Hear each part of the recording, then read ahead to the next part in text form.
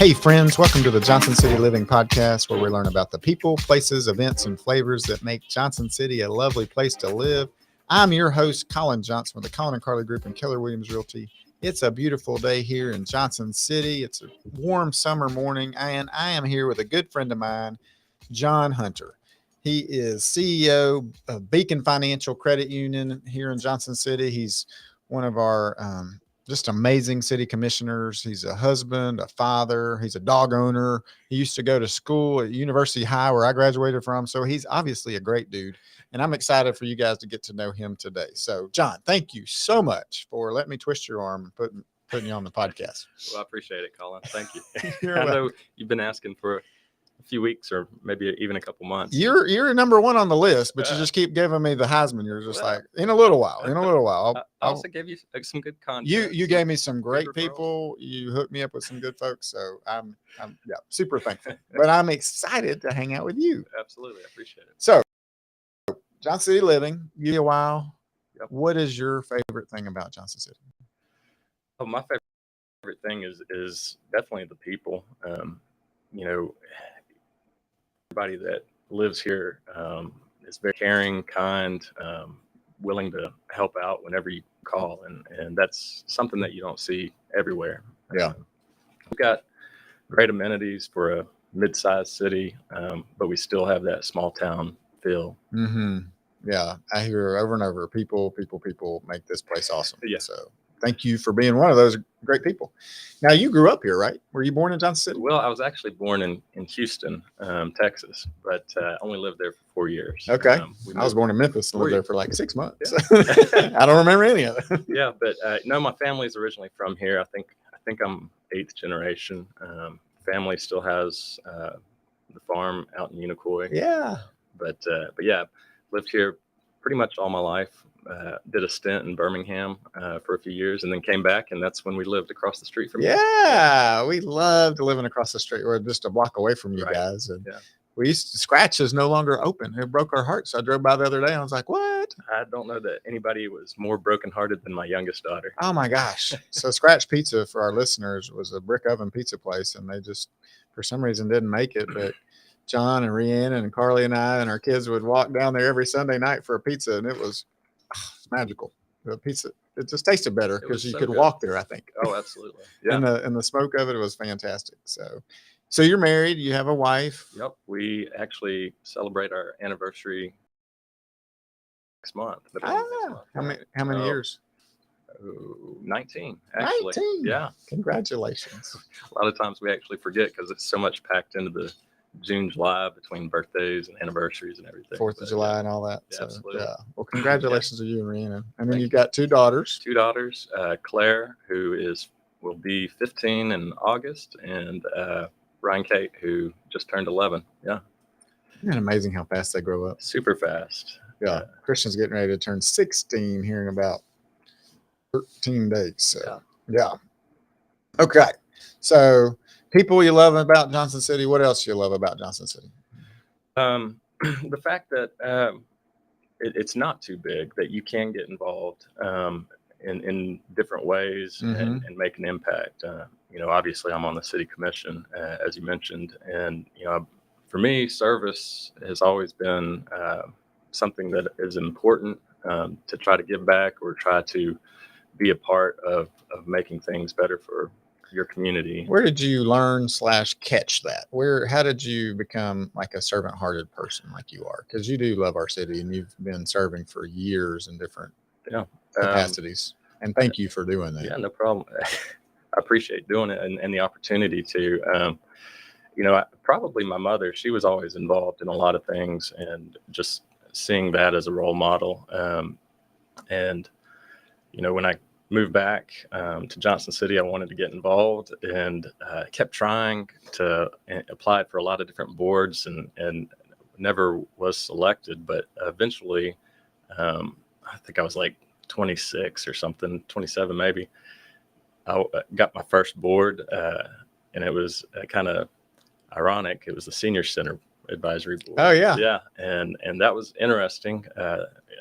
Served on that for a few years, and then there was a big issue with moving the Senior Center to the MPCC, the consolidated facility. Where they are now? Yes.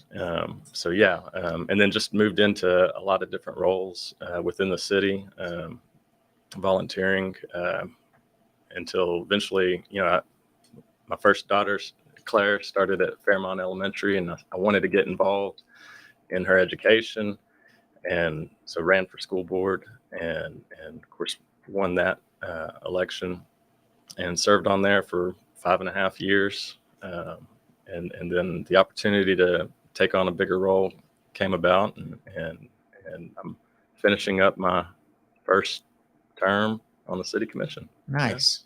Were you running again? Well, that's one of the reasons why I kept giving you the stiff arm. I wanted to have something of interest to say.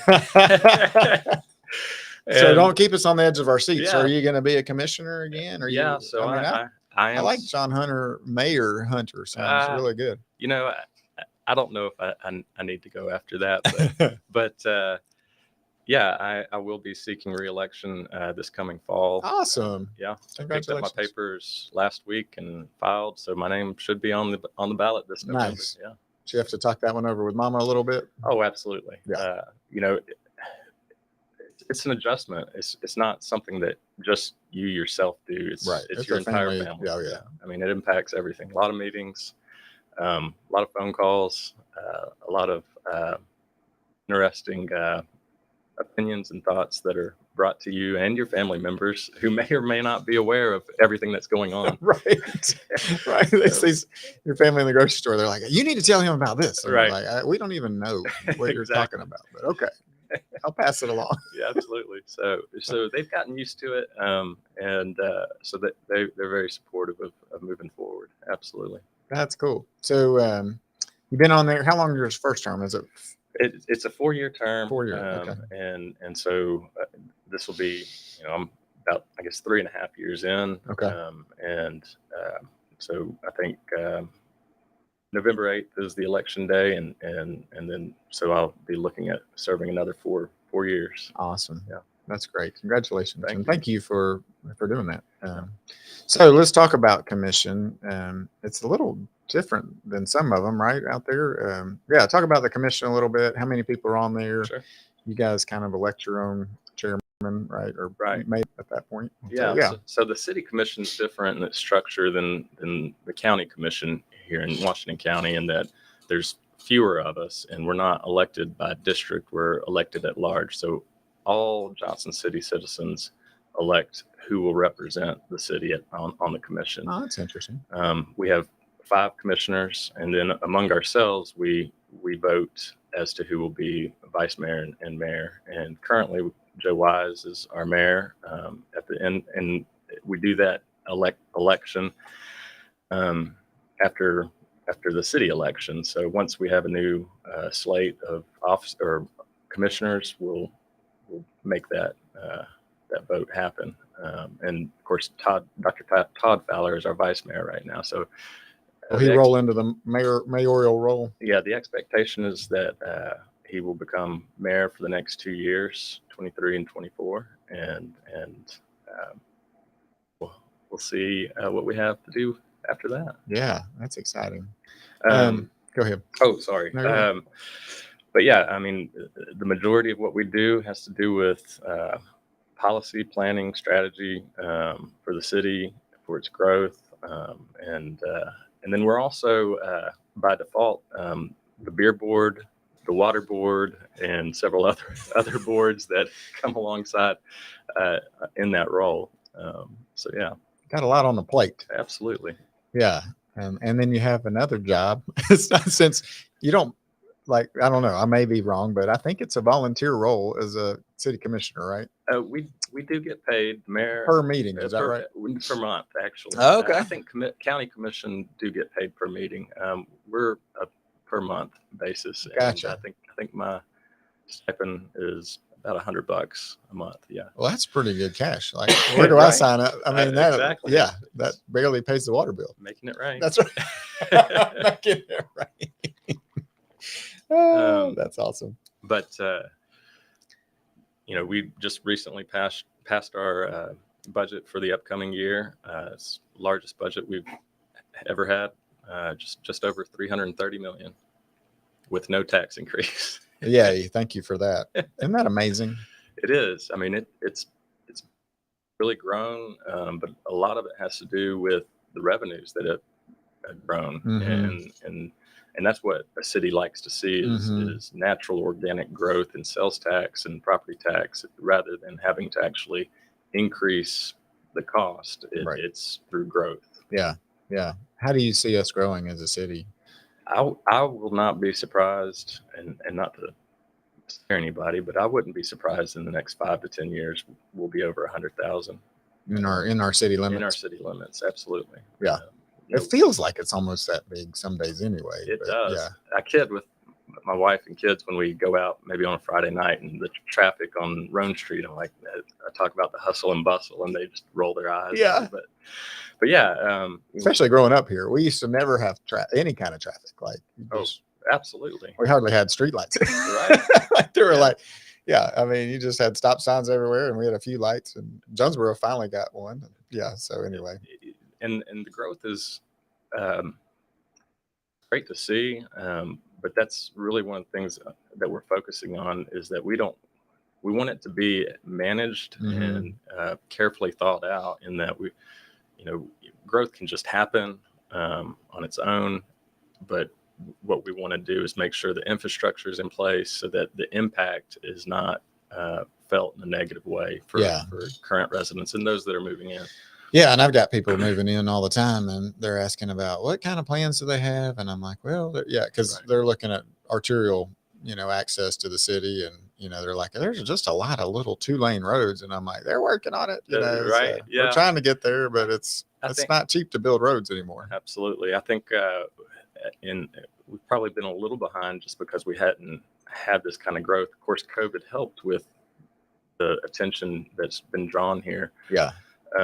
But right now we've got a comprehensive study in place that is being worked through for the city as a whole for infrastructure, that will help us guide us in making those decisions financially as to where and how and what, with roads and utilities. Is there kind of like a big overlay too? Like you're like, okay, obviously these areas in the north and south, and these are untapped, and we need to get roads there because they will be tapped into soon, and you have enough power and water and gas and all that stuff based on expected growth patterns and whatnot. I think one of the things that's being implemented right now, and if you've driven down the Knob Creek, State of Franklin intersection, you'll start seeing that the expansion of those roads. Right there by First Horizon across from Bank of Tennessee. I saw them digging yesterday. That's going to go all the way down Knob Creek to the little bridge in front of the church. Thank you. Yeah. I drive that bridge 4 times a day, 5 maybe. So that and Oakland and Mountain View. Yep. We'll see improvements as we get ready for the bridge to go over the. Well, that's a state project, right? I mean, we're getting state funding. Is that coming through? Yeah, TDOT has approved it for the bridge over the bridge over the tunnel or over the other bridge. Exactly. That's right. Yeah. Yeah. So and I think over the next several commission meetings, we're going to see. I can't remember how many acres, but requests for annexation into the city that, if these are passed, would add 2,500 homes roughly to the city. And the expectation or the calculation is over 5,000 potential new citizens to the city. Yeah. And then, you'll have to expand services to those places and get them sewer and fire, schools, all that. So it's all like, I mean, it's not just, we'll just annex these folks and we'll be good. No, I mean, there's a million different thoughts behind it all. And so, there's a lot of planning going on right now, and being put into place, both at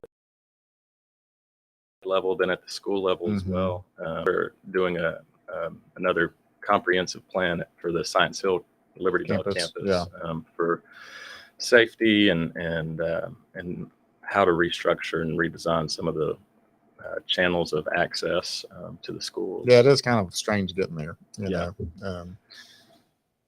made sense for a long time, but now as it gets bigger, kind of like, it's kind of weird. Right. There's a big 4-lane around it, but you get to the four. It's like you got to get on a 2-lane. Yeah, it's interesting. Yeah, and I think Liberty Bell is now 9th grade. How are they splitting that up? I don't. So do you know, this coming I'm putting you year? on the spot. Yeah, no, because I know Indian Trail is just going to be. That's a great question. This coming school year will be the year that we change Indian Trail from an intermediate school, 5-6, to a true middle school, and Liberty Bell as well. So Liberty Bell and Indian Trail will both be middle schools 6th through 8th. Okay. Yeah.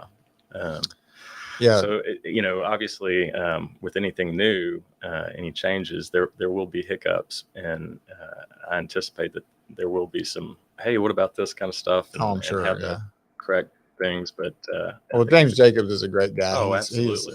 He's been on here, and he's a good friend of mine, and I'm sure he'll handle whatever is coming that way. Yeah, he's fantastic. So Yeah. I think it's a great idea. I think you guys are thinking. Well, I'm glad there are a lot of people way smarter than me working on it. I don't know about that. So what do you see for Johnson City? You said population growth, but what do you think about, for industry? If you're out there listening and you have a business, we have a great workforce here. What do you feel like industry wise coming our direction in the future? I think as far as industry and business, we've seen a lot of businesses come here. We've actually, honestly, when I came on to the commission 4 or 5 years ago, or I guess 4 years ago, the topic of conversation was stagnant population growth, and really the conversation revolved around not just recruiting but retaining businesses, talent, resources, and citizens. And looking at where we are today, we've really changed that conversation to where can we fit you? Some of the great things that we've had happen include Crown Laboratories, Blue Lizard, which were being heavily recruited to Dallas and other large metro areas, and we were able to keep them here, keep their headquarters here, and they're continuing to expand and acquire and whatnot. Lab Connect is another one that I think they moved from Portland or somewhere out west. Yeah. So I think what people are finding as far as corporate or business atmosphere is that this is the cost of living's great. The people love the area with the amenities. Where else can you go that you've got 3 lakes within 30 minutes, if not closer, and then of course the mountains. So it provides natural amenities here in the area that a lot of employees find attractive, which makes it attractive for the businesses. I think we'll continue to see growth, and we'll see more businesses come here. We invested regionally in the aerospace pad or park, and created a pad ready site for businesses to move in. We're going to see our first one move in here and within the next 12 months, I think, with manufacturing of some sort of aerospace. Some sort of aerospace stuff. Something. They're making rocket ships out there. Right. I don't know. Yeah. Absolutely. But the quality of jobs, when we were growing up, the type of jobs that people were bringing in here were call center type jobs, which are great. Yeah. And I worked Southerners at are great at them because we're friendly people. That's right. But I just wish we talked a little faster, right, so we could get on more calls. But now we're seeing, these really sophisticated, high-paying jobs. Bob Cantler with the chamber was talking about, a lot of the remote workers that we're seeing move in here are Google, Apple, I think Disney, like a lot of different large companies where people can work remotely are moving here as well. That's great. Yeah. Do you guys, I guess, work with the Appalachian Highlands organization? I know we're trying to be a bigger MSA to try and drive bigger companies coming here. So I think how does that integrate and work? Yeah, I think they're calling it the hub. The hub, with I think Will Barrett and several are heading Andy that Dietrich, up. Andy, great guy, and they're all good guys. Absolutely, I think they've got some things that they're working on to make it to get it to the starting point they want it to be at. Net rep with Mitch Miller's, I think, moving in with them, and then the Sullivan County counterpart to that, Networks, I think, is looking at potentially, and I don't know where they are in that phase. But yeah, I think what they'll be doing will be beneficial. Obviously, cities and counties have to take care of themselves, but I think everybody's starting to realize the opportunity of when there are ways in which we can work together for the greater good of the region, that those opportunities exist. I mean, some of the things that we've done in the past few years, of course, I mentioned the aerospace park. I mean, that's totally regional because the airport itself is a regional effort. On the city commission, when I got on, we were looking to adopt the new building codes for the city and for home builders and whatnot. And there were all these amendments, all these special amendments. And so we started talking about it. This doesn't make any sense. And so we wanted to compare to other local areas. And all of them had their own special amendments and whatnot. And so, we asked our building department to work with the other departments, in Sullivan, Green, Kingsport, Elizabeth, and whatnot, to see if we could try to make it a little bit more in line, because, there's not a lot of difference, between here and 20 minutes down the road. And so we were able to, they're not exactly the same, but they're a lot more in sync to where, these builders that are building in Johnson City and Kingsport don't have to know the special nuances that they used to have to make. Yeah. But yeah, so. And I think it's good because I've heard it's difficult to build in the city. However, if you do, it's a solid, you're getting a great product because it's, stringently looked after and made sure that inspected, and, so the housing here is great. It's going to last for hundreds of years because you guys are great about building codes and making sure they're held to it. Some of the builders don't like it sometimes, but hey, I think it's a good thing. And I love to hear that, you're kind of pushing that towards counties and other cities around as well. Cause it used to be like, well, we're going to build whatever, cause we can do it in the county and we'll slap it together. They're not as stringent as maybe the city, but yeah. And hopefully that helps bring that. Cause, obviously I've heard that as well. And the goal of building code the primary reason should be, life and safety. Right. And going above and beyond that, it just doesn't make sense. Right. Yeah. You got to think about a lot of other things along with it. Right? But anyway, okay. So, Johnson City Commissioner, you are also CEO of Beacon Financial Credit Union, which is a instrument sort of around Ballard. Tell us how that came about. Yeah. So, Beacon Financial, formerly Mountain States Credit Union, is an employee credit union sponsored by the hospital system and has been since 1953, I believe. Oh, wow.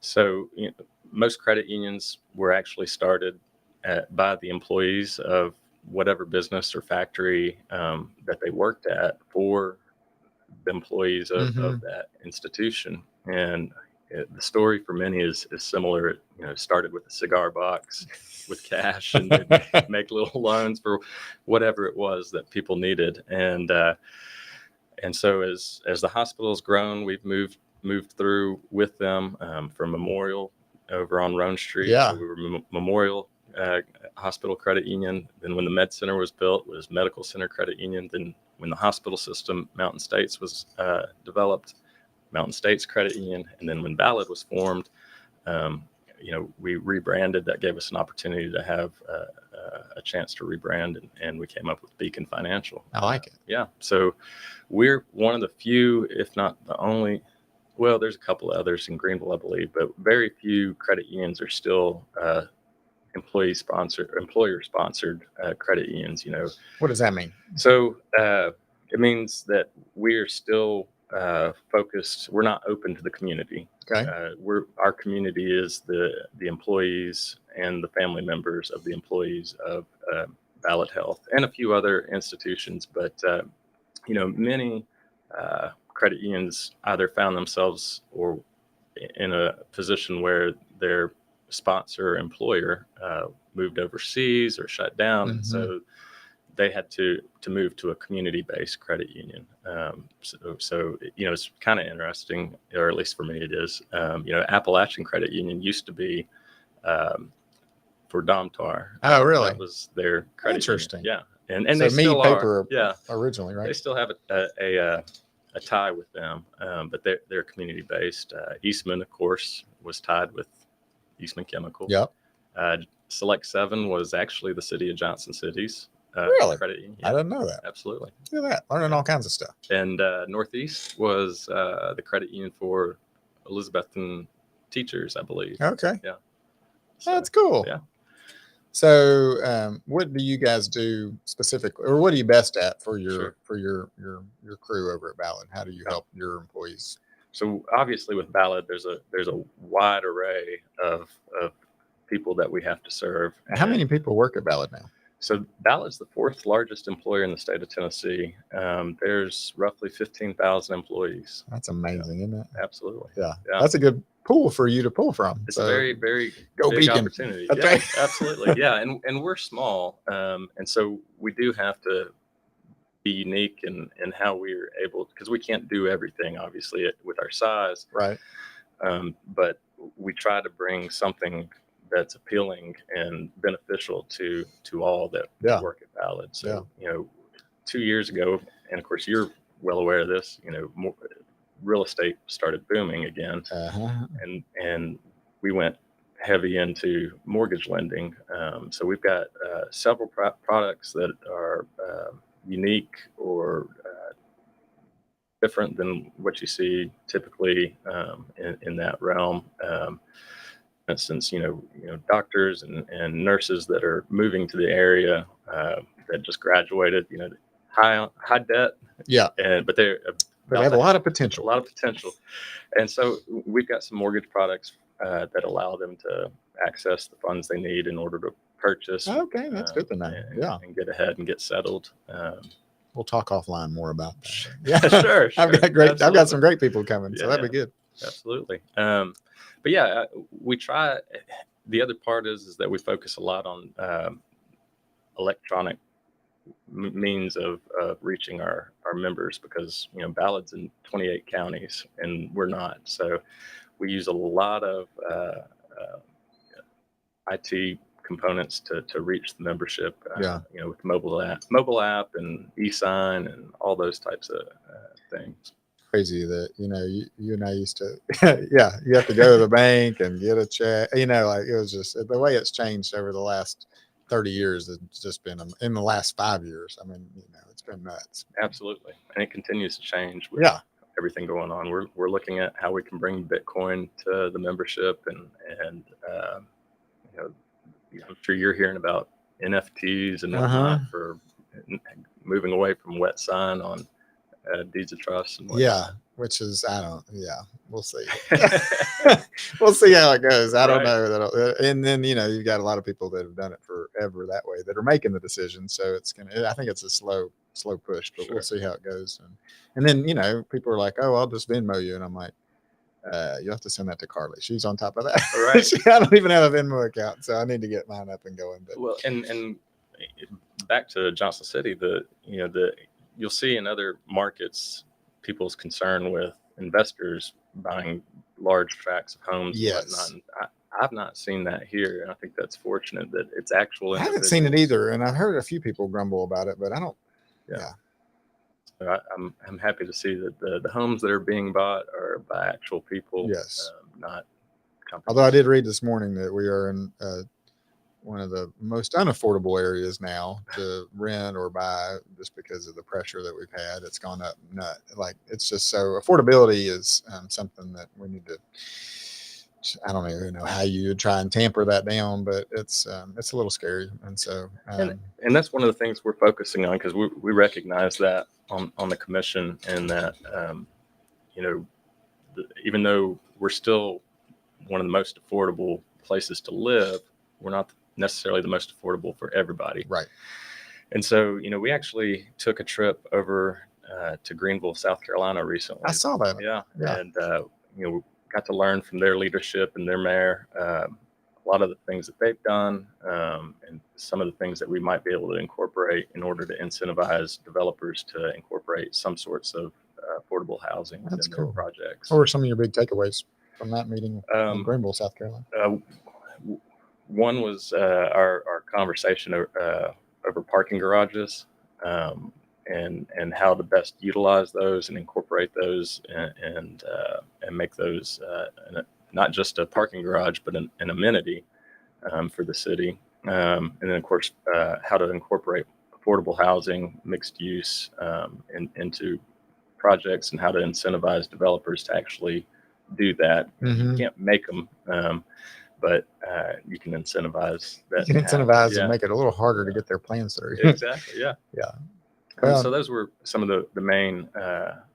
We also stayed at the Poinsett Hotel, which was designed by the same, I guess, architect as the architect for John Sevier. Oh, really? Yeah. That's and cool. So we wanted to see, and it was in much the same situation where it had transformed into HUD housing. And of course, downtown Greenville 30 years ago was not in its condition that it is today. Right. And that was actually one of the things that they had happen to help turn the corner was have the Poinsett Hotel redeveloped. And of course, we're in the process of the John Sevier being repurposed and providing much better quality housing for the current tenants of the Sevier Center. Yeah. Yeah. And being involved with the Johnson City Housing Authority, it's near and dear to my heart to help those folks. And so I'm excited that we're doing that. I think I would ask that the commission really look at, future development where we're going to need more units as we continue to grow. It brings more people that can't, we need more affordable housing that's going to be assisted through HUD and, through some of the other Section 8 programs that we deal with. But yeah, so, well, thank you. Anything else you want to, talk about? If anything. Okay. I'll hit you with some quick ones. Favorite place to get a burger? Oh, right now it's Burger and Barrel. Burger and Barrel. Yeah. I haven't been there. Where's that? So it's where Tupelo Honey used to be. Okay. Yeah, I saw they were developing that. Right next to our future and first ever visitor center. So that'll be exciting. That's exciting. Yeah, they brought back the Grecian salad. Nice. So it's a good atmosphere, great food. Yeah. Good service. Yeah. That's cool. Yeah. Okay. Where are you getting the pizza from? You and Rihanna, now that Scratch is closed. Is gone. Usually we don't get pizza in it. It's usually myself when they're out of town. So last week, I know this is not necessarily exciting, but I'll usually hit up Pizza Hut. Hey, there you go. Pizza Hut or Greg's. Yeah. I love it. All right. Your favorite coffee shop in town? Open Doors. Yeah. Yeah. We love the Marians, and that's probably my favorite as well. But my youngest daughter probably loves Open Doors even more than I do.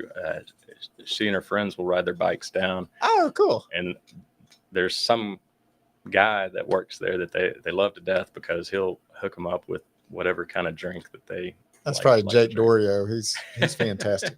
He's a Young Life leader there. And yeah, he's great.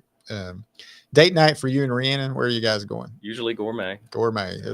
It's top notch. Patio at Gourmet. Yeah. I'm excited. We've got some new ones. Juniper's come online. It looks like they're finally got their gas line under the road. Those poor guys. I've drove by there for 2 weeks straight, and they were like, this have been just solid limestone under the road or something. They were just sweating and wearing it out. So have you been to Wan Chao? I haven't. I heard it just opened. Yeah, you need to go. I know. I will. That's on our list. It's kind of like Burger and Barrel in that they brought back some old classics from Stir Fry. Yeah. Well, Raphael was on here a year and a half ago, maybe a year ago, and he was talking about it's coming up, and then so we've watched it slowly grow and develop, and it's been awesome. I'm excited for him, and I'm looking forward. Carly and I are looking forward to going. Yep, it'll be good. It's good stuff. Cool. Well, how do our listeners connect with you? I mean, I know you probably get lots of calls and emails and that kind of thing about commission stuff, but for Beacon, and what's the best way to get a hold of? Probably my cell phone. Text you maybe or text. Absolutely. It's probably the quickest, easiest way to get a hold of me. And I don't know if they still have it up there. They gave me a cell phone when I got on the city commission. Oh, yeah. And I hardly check it, so don't call it. The reason why is because typically the only calls I get are auto warranty calls. Oh, So that's crazy. I have to remember to charge it up every once in a while and check and see if somebody actually called it. But my personal cell phone's the easiest way to get a hold of you. Yeah. Okay. Yeah. We'll put that So number feel out. free. I'm just kidding. Or you can come by the Beehive. That's right. So where we're actually hosting the podcast, Mitch is over here. He's got an office in this place, but yeah, you own this building now. The credit union. Yeah. Credit union bought this back September, October of last year. Okay. We needed some office space, Neat. back office space. Yeah, that's great thinking.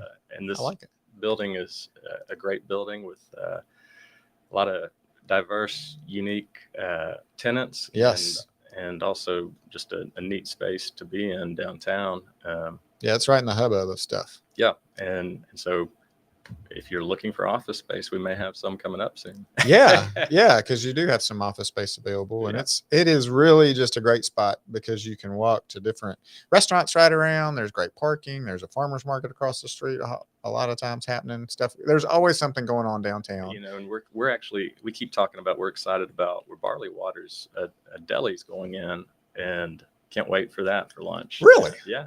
The guys that do Holy Taco are putting a deli in. Yeah. Jesse's putting a deli in. That's crazy. That's awesome. Absolutely. So there's a ton of stuff going on in Johnson City, and we are super excited for you guys to listen and learn more about it. And if you want to come move here, I'd love to help you, obviously, or if you want to invest in our area and it's a great place for rental property. We manage a ton of it. John Hunter is a property renter owner. He's an investor as well. And so, yeah, but anyway, thank you again for coming in. Thanks thank you for sharing your morning with me. And I'm glad I got to reconnect with you because I love you to death and I'm excited for you. And let me know how I can help with the campaign. Yes, sir. Thank you. Yeah, we'll have to get you back on here. Thank you, everybody, for listening. And I hope you have a great day. And again, I'm Colin Johnson with the Colin and Carly Group and Keller Williams Realty. Have a great 4th of July weekend. See you. Awesome.